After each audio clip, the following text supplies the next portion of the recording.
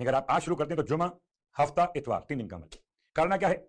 کرنا آپ کو یہ ہے کہ آپ نے اعوذ باللہ من الشیطان الرجیم بسم اللہ الرحمن الرحیم اور پھر آیت الکرسی پوری 1 مرتبہ، اس کے بعد سورہ الحمد 2، اس کے بعد کوئی بھی ایک سورہ جو آپ پڑھنا چاہیں 3، کوئی بھی سورہ۔ نمبر 4 سورہ اخلاص پڑھیں گے 5 مرتبہ عمل کے اعتبار سے 5 مرتبہ، اور سورہ کوثر پڑھیں گے 15 مرتبہ، نمبر 5۔ نمبر 6 100 مرتبہ درود کی تلاوت کریں گے۔ کل 6 پڑھنے کی باتیں 3 دن ایک عمل آغا نائینی کے بیان کے اعتبار سے، یہ 6 اعمال 3 دن تک انجام دیں اور اس کا ثواب 4 انبیاء کی ارواح کی خدمت میں ہدیہ کریں۔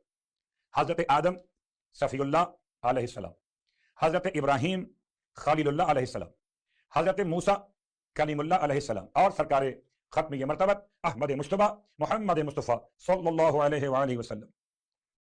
امام جعفر صادق علیہ السلام کے نسخہ سن لیں ہر بیماری کے علاج۔ اس وقت لوگ مہنگائی ہے، غربت ہے، بہت مشکلات ہیں، کینسر کا مریض لاکھوں روپے دیتا ہے پھر بھی بیچارہ مر جاتا ہے، کیموتھراپی اور دردناک ہے۔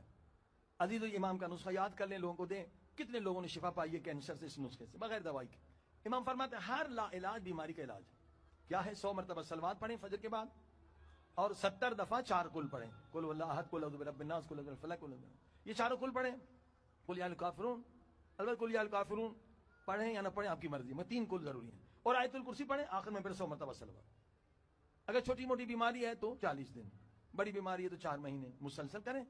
ہم نے یہ نسخہ آج سے تقریباً 15 سال پہلے ایک ڈاکٹر ہے ہمارے دوست سمد صاحب کوئٹہ میں، ان کو دیا کہ آپ کے مریض آتے ہیں، آپ یہ عمل کریں، نتیجہ دیکھیں۔ تو بہت خوش تھے، کہا مولانا ماشاءاللہ 24 جو ہے نا کینسر کے مریض شفا پا چکے اس امام کے نسخے سے۔